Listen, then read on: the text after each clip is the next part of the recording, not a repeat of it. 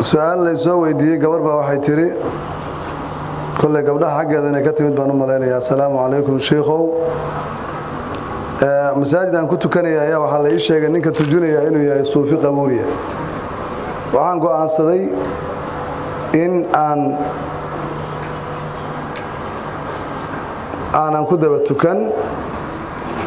aqeeysan dadka uga digo ma ii banaanta sheekhow mushrik waa dadka uga digaysaa waxaan ka hadlaynaba waa maxay mushrikiinta dadka ka cayriye yaani la cibaadeysanin mushrik way qabuuri suuf ilaahay khayrkan in caabuday see la cibaadeysanaysa